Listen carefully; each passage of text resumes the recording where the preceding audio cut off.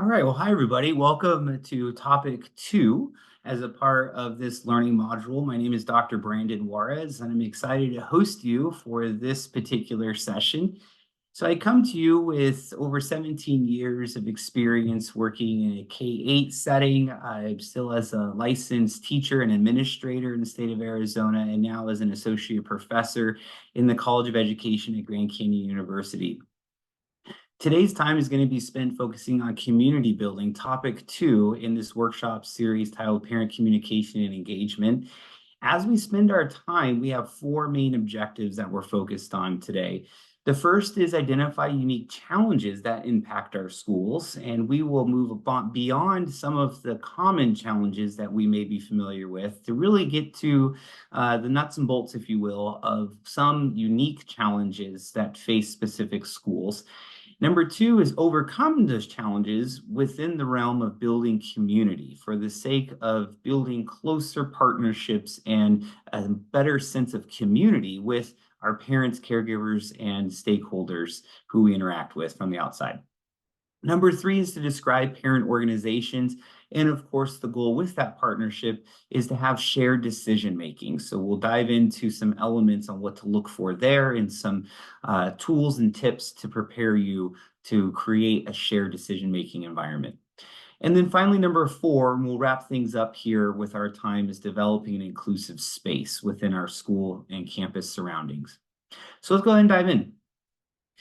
So what we're going to do, and you have some documentation in front of you to follow along with us here, is we are first going to do a little reflective practice here because every person viewing this video is going to experience a unique environment that pertains to their surrounding and their school setting. So the first order of business, when we identify unique challenges that impact schools, we look at these 4 main components. First is family dynamics and demographics. Some challenges we may be familiar with at this point, such as perhaps language acquisition. The languages spoken at homes in the communities of the folks that we serve on campus, they may speak a different language outside of what we're familiar with. So there may be this natural barrier in some cases strictly because of the language. Other family dynamics, once we get to know our families of the kids who attend our schools, it could also be the blended families or unique family dynamics in terms of blended families or different dynamics with multiple folks living in one home. Like, for instance, the child goes home and spends most of the day or evenings with grandparents or aunts and uncles and so forth. So, when it comes to family dynamics with the real idea of building relationships with parents and caregivers and guardians, is that we need to understand who our students are going home to, right? And who we're interacting with from the family. Next is the staff, faculty, and leadership development. So we're going to dive into just a little bit about the need for us from the inside stakeholders as staff, faculty, teachers, and leaders to really have a united voice and a clear expectation with what we are sharing and how we are communicating with the folks who we interact with. And then next, our visibility, the need for us to be visible. And then we'll wrap things up here for this first objective with the access points on how families and caregivers and guardians have access to us on the inside of a school setting. So when it comes to family dynamics, when I mentioned the reflective practice, the first thing I want you to spend some time on, and I'll move me out of the way a little bit, is to get to know and to start thinking about what are the family dynamics of the students in the population of students who you serve. For instance, the dynamics would change significantly based off of the availability of those parents, caregivers, or guardians due to things like their working schedules or perhaps blended or broken households and families. So, for instance, child spends some days of the week with mom and some days of the week with dad, or whatever the case may be. There's several variations to this, of course, but we as educators and the inside stakeholders who are learning and working towards building an inclusive environment and building relationships with our families, we have to start making sense of who is that population, right? And it's going to be broad, but it starts with us at the classroom level as teachers to get to know our students' families, but then also from the school leader's perspective to get to know the broad scope and perspective of all the different families who we interact with. And then, as I mentioned a moment ago, the language component that we may need to be considerate of. And there are plenty and tons of different applications and technology pieces, AI for that matter, who can help with, or that can help with, communicating in different languages. And I'll be the first to tell you, they're not going to be perfect.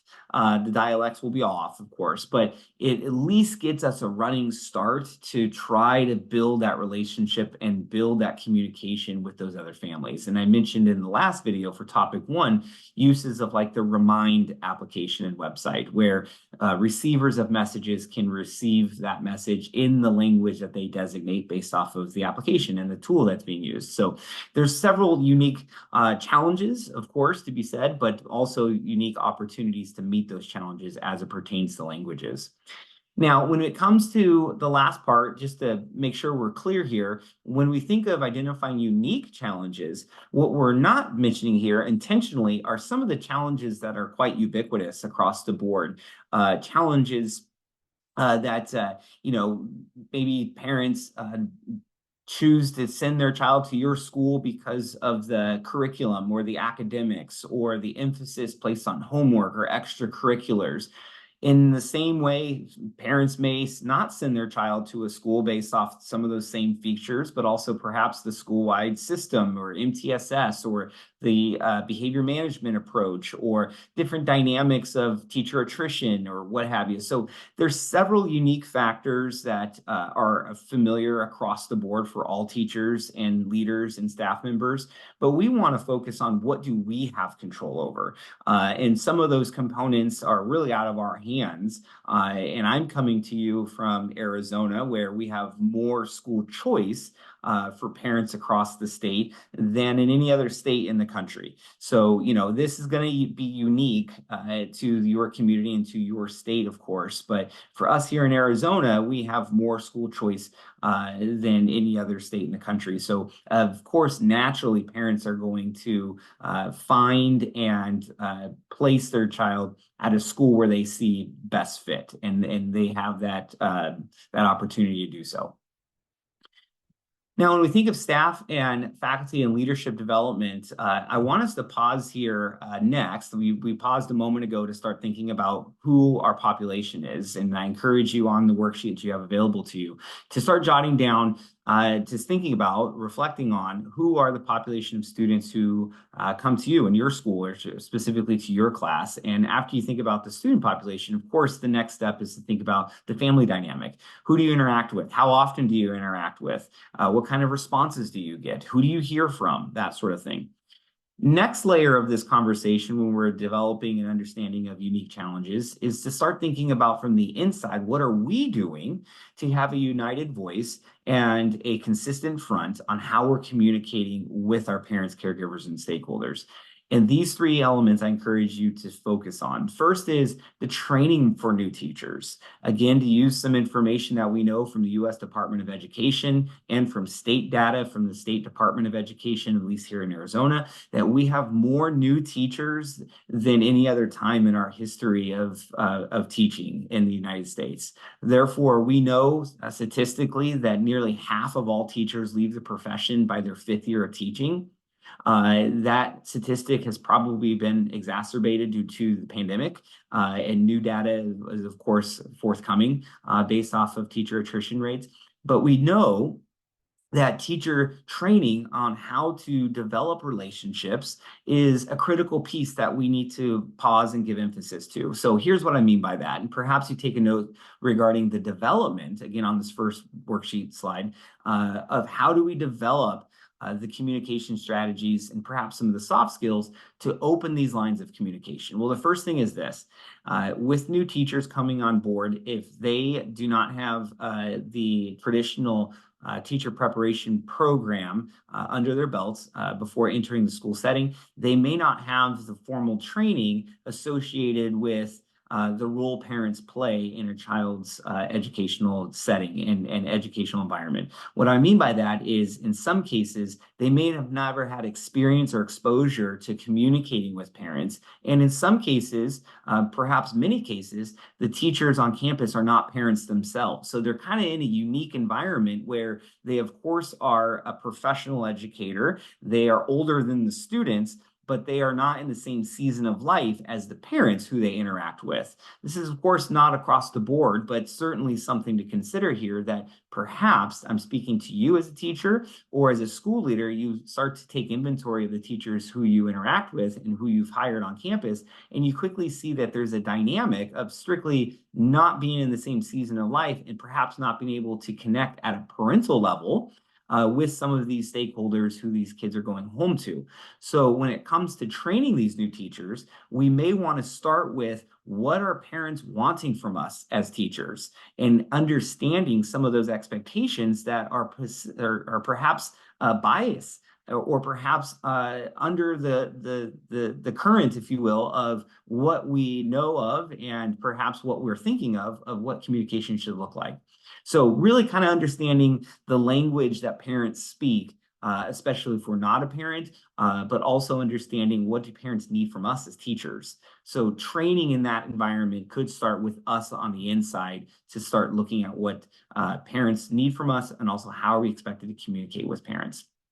I'll give you two tips on this element. The first is, anything that you send home, either in electronic format or in paper format, needs to be proofread, needs to have some other eyeballs on the school, from the school campus, to review that documentation before it's sent, in the name of the level of professionalism that we are to exude and to demonstrate when we're communicating with outside stakeholders. I can't help but think we as teachers and as leaders on campus are being evaluated, rightfully so. And one of the best things we can do is what we say and how we say it, and communicate effectively with our caregivers, parents, and guardians, should be polished material that we have reviewed and vetted before it gets sent out. So training, but also making sure that we are putting our best foot forward with what we communicate.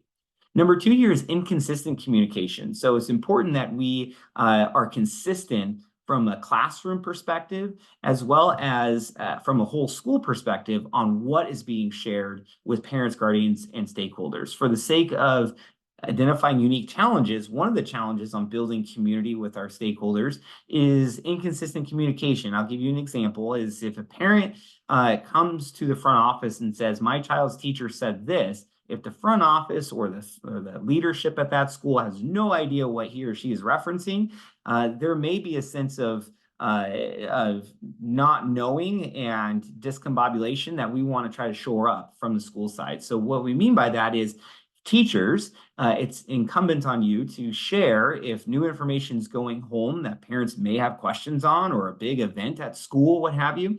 And there's a chance that parents may be reaching out to find out more information, or the timing of those events, that sort of thing. We should be sharing that information with the front office, so the front office can help us and support and partner with us as teachers to answer some of those questions when they come in from parents. A fantastic way to immediately demonstrate consistent communication, when the right hand knows what the left hand's doing. Now, when I say that, you may be thinking, watch, so there's 30 students, or 30 teachers, I should say, on campus, or even more. So what some schools do is create a Padlet, or have a Google form, or some sort of repository where any major events and elements on a calendar or schedule can be placed and centralized in this one location, where all inside stakeholders can access. So when we are communicating with outside stakeholders, parents can get that information from someone other than you as a teacher. And we have now consistent communication on what's going out. Okay, that goes the other way as well. So teachers knowing specifically about when the jogathon slip needs to be returned, or the permission slips need to be turned back in, and they are getting things from students which perhaps they didn't know or weren't told up front by the front office or by the school leaders. So it goes both ways, but the idea of thinking consistent communication with stakeholders starts with internally us having consistent communication first. And then finally, as I think it's bubbled to the surface already, there's a level of organization that's expected here with how we are to communicate with our outside stakeholders. So I encourage you to consider the consistency or the frequency of our organization and our communication. So are we sending out newsletters at all different rates? Think about those parents or guardians who have multiple kids on our campus. Is their second grade teacher providing much more detailed and comprehensive information than their other child's teacher at the fifth grade level? So a level of expectation in our organization and our consistency with communicating with parents and caregivers and guardians would be a fabulous start to this conversation. Next, our level of visibility. School staff, leaders, faculty, are you known on campus? Do you address professionally in a way where if you are seen at the parking lot or at a school event, so forth, where we're expecting to interact with our caregivers and parents and guardians? Well, do we represent the profession and do we represent the mission and vision of the school by how we're interacting with others, how we're circulating and being intentional with meeting and introducing ourselves to new individuals, as well as our appearance with how we identify as a teacher and wearing our lanyards or our badges so we can be identified. Also, does your school have a certain dress code for teachers with grooming as well as the attire? If not, for the sake of the profession, it would behoove you to at least consider the level of visibility and how you're being perceived from these caregivers, parents, and guardians in the name of effectively communicating. Starts with the parents, caregivers, and guardians seeing us as adults in the classroom who are working with their kiddos who are professional in nature. And a very easy way to do that is based off of our appearance and the way we're visible to those folks. Next, any partnerships, unique challenges. One element I can't help but pause here and think when we want to develop these communities and build better partnerships with parents, caregivers, and guardians.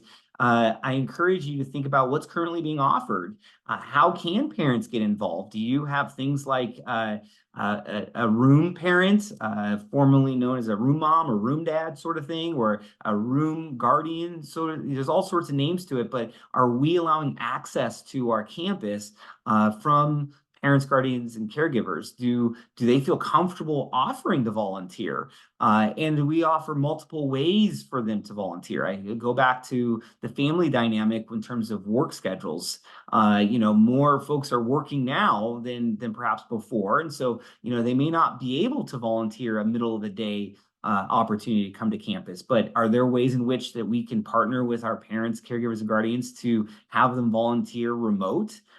Think about the ways in which they can show up when they're available before school or after school to make copies for us or to laminate things for us or to help with some elements that don't involve in front of students or in our classroom during the school day. Think creatively on how can we create opportunities for parents and caregivers and guardians to volunteer their time so these partnerships can flourish. And then finally, how available are we when parents are on campus, right? Sure, we've talked a moment ago about the need for us to communicate with them about, newsletters and current events that are going on. But when they're on campus for that field day or for a field trip or for a science camp or for an athletic event or a band concert or meet the teacher or it's curriculum night, there's all sorts of reasons why parents are going to be on our campus.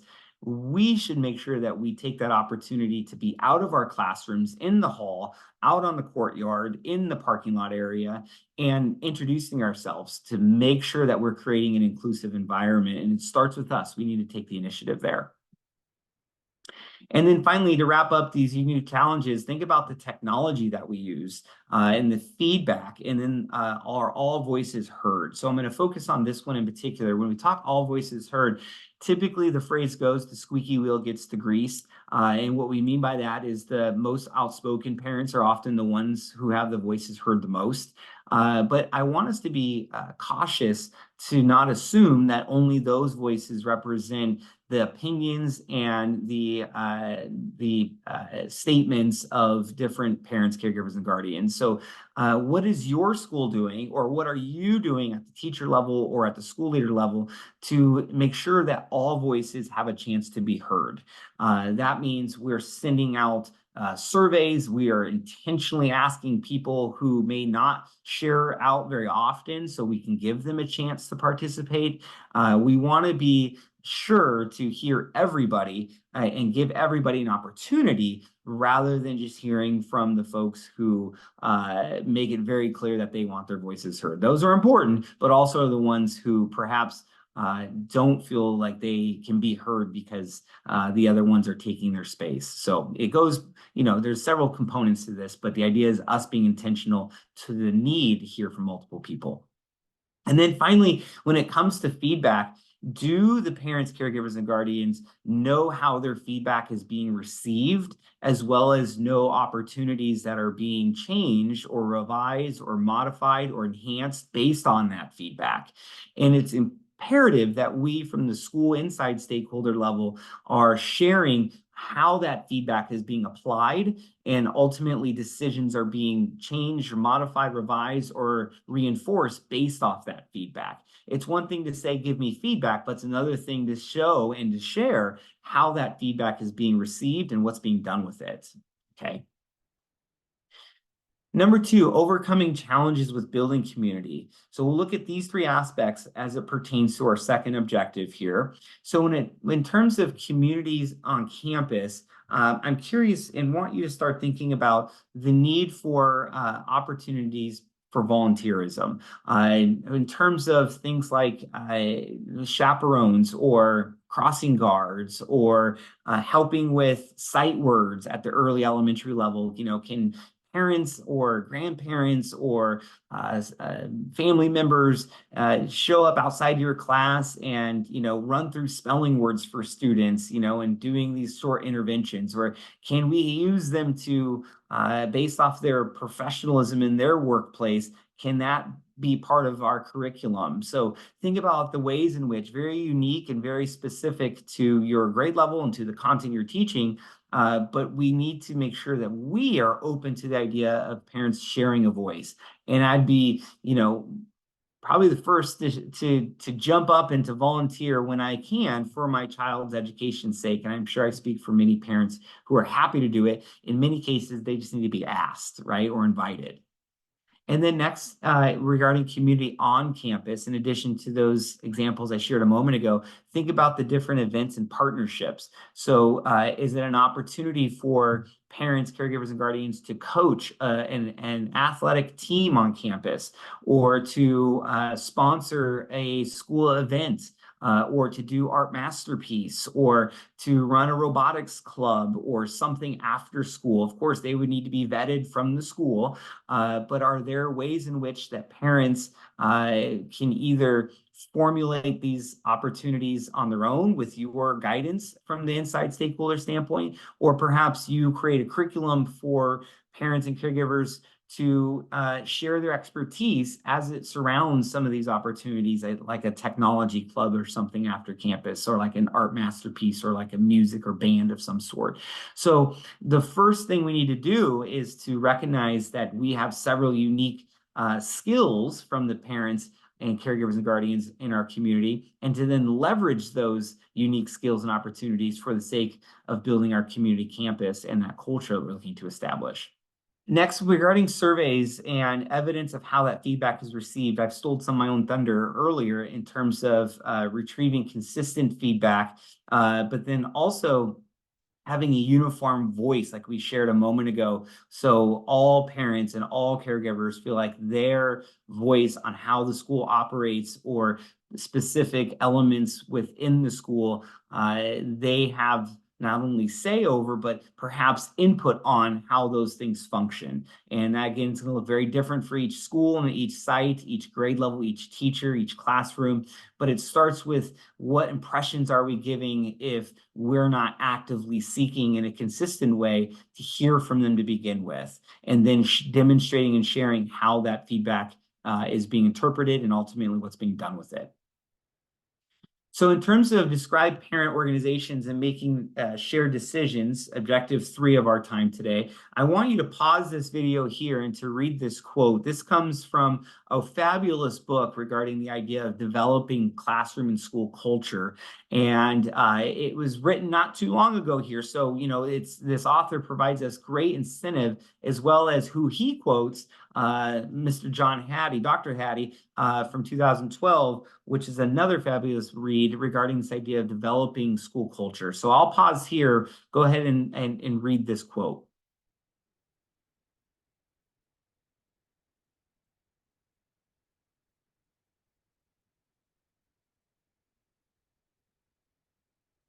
Okay, I really like the last part, right? This question places the agency with the professionals who are the most stable part of the culture because parents and students only stay for prescribed amount of time. So when we think of our school culture, if that school culture is changing every 6 months or every academic year, then do we really even have a culture, right? It can't shift. There should be some of these tenets, some of these pillars that fluctuate very small amounts based off of how they are received and how they are played out. What's the application of those tenets or pillars? But the pillars or tenets themselves don't change, right? So when we are looking at what's best practice on how we communicate and build community, that should be some staples on how we're interacting and communicating throughout the academic year, throughout our school schedule. And we should be really reinforcing those from an internal lens, therefore then afterwards placing that opportunity on our outsiders and giving our outside stakeholders a chance. But it starts with us from the professional lens to develop that culture and creating a stable culture that lasts every school year. So what are some examples of parent organizations? Well, some of these immediately bubble to the surface, like a PTA, a parent-teacher association, also community clubs like the Rotary Club or the Lions Club or any other community clubs who have an impact in our community. Different electives, like I shared a moment ago, regarding opportunities that professionals outside of our purview may be able to enhance and supplement what's going on in our schools based off their professionalism and their skill sets. Also, school communities, in addition to a parent-teacher association, perhaps there's some teams or organizations or committees that happen at the school level that are specific to science or specific to other content areas or other, I think of athletics or co-curriculars. Maybe there's a parent committee to provide voice over how those opportunities and departments function and run on school, hearing from the community, specifically parents in that respect. And then finally, classroom support, like I shared a moment ago, that can be much more than a parent coming in during the school day. There are perhaps opportunities that we need to think through and flush out with how parents can volunteer their time even not on the school campus. And that takes, of course, some communication and some planning, but certainly what a wonderful, rich way for us to partner with and to rely on and to demonstrate a cohesive collaboration with parents, community members, because we've created that environment for them to volunteer their time. When you go to the PTA national website, they really focus on these 5 tenets or pillars on collaboration, commitment, diversity, accountability, and respect, which of course should be pretty easy for us to understand the connection to our school based on those same tenets or pillars that are important to all of us, regardless of the school.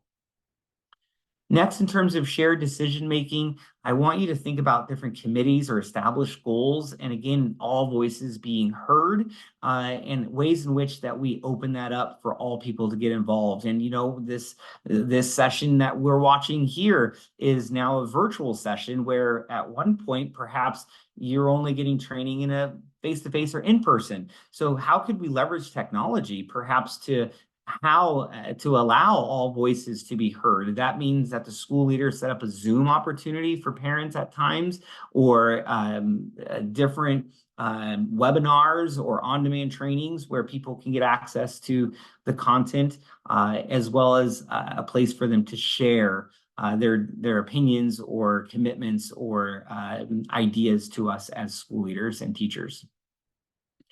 And then finally, wrapping it up, number 4, developing inclusive spaces. When we think of our school community events, I want you to pause and really recognize the idea that you at a teacher level, speaking to the teachers here, are not insular, just focusing on what goes on in the four walls of your classroom. We need to not only partner with our inside stakeholders to know what's going on in the other third grade class and with our grade level teams, but also know what is fourth grade doing and second grade doing and all the other grade level bands, so then we know what we're preparing our students for. So starts from the inside, and then we communicate through our academic schedule across the year with major events that are going on and projects that we're doing on school. And then understanding where are there gaps in our curriculum that we can leverage co-curricular opportunities where parents and caregivers and guardians could really help shape what that environment looks like. So the first thing I want you to pause on and think about is the idea that we as leaders and teachers on our campus are not meant for us to be the only standard bearers of what goes on in our school. If we do that, we run the risk of being isolated, where parents and caregivers and guardians are really ostracized and they can't interact with us because we're not demonstrating the need or the value that they place on what goes on in schools. So starting with what do we want and what expectations do we establish, and then ultimately how can parents, caregivers, and guardians support and enhance what's going on in our schools, okay? And of course, through that process, they will be sharing with us what they want from us, which then is the cyclical process that reshapes what we do next year, or what values we really put emphasis on in terms of our schedules and calendars and curriculum and so forth. And lastly, breaking down the walls of our school environment. Like I shared a moment ago, the idea that we're not to do this school thing by ourselves, but to really leverage and reference and use those parents in several unique ways, right? That could be the after school sports program. That could be the before school program when parents need to drop off early. That could be the way that we offer different events on campus to represent the communities who we serve and the neighborhoods in which we serve. I can't help but think about, trunk or treat around, the Halloween holiday, different events that really showcase our community, where we're inviting our community members on campus here. And as I share that, I immediately think of these different ways or different events that happen on campus. I mentioned trunk or treat is one. How about it used to be at one point, Grandparents' Day, but perhaps it's now opened more up where it's a loved one's day that, these kiddos at the early elementary level can bring a grandparent or someone in a position of like a grandparent to come in and to represent and be a part of that day. Also think about different events like Vehicle Day, or Culture Day, where different cultures can be celebrated and shared. Think about coaching or sponsoring an event or an organization on campus. And then finally, think about different things like Field Day and Track and Field, or Jogathon, or Water Day, and all sorts of different events where we need parents to be part of. And I can't help think about Science Camp, or different opportunities where kids are off campus and we need chaperones and we need help from the community. So, really there are several unique ways to develop inclusive spaces, and it starts predominantly with us building those connections and establishing that rapport and being consistent with our needs, and the way in which we communicate really drives home that culture that we're looking to establish. Okay, so I shared some of these ideas here, and school calendar and schedule, and celebrating differences and unique opportunities. Okay, and class projects that reflect and promote home life. So we think of different ways to celebrate those cultures and communities, simply based off of perhaps the curriculum aligning to some of the state standards that we have for parents to be part of, kids doing a family report or a project based off of their heritage. Great ways to incorporate and to break down those four walls of our school environment.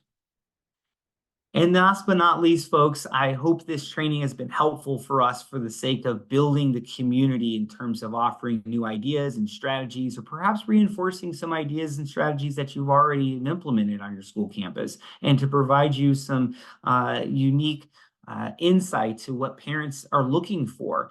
Again, with the amount of opportunity of school choice we have in 2024 this year than any other time before, the parents and caregivers and guardians who choose to send their child to your school are doing it intentionally. So they, in most cases, want to be there. And so we want to celebrate that. We want to make sure that we give them an opportunity to share what they want from us. And that partnership starts with us taking initiative and being consistent through that process. So thanks for sharing out, for completing this QR code, and hope this training is helpful to you.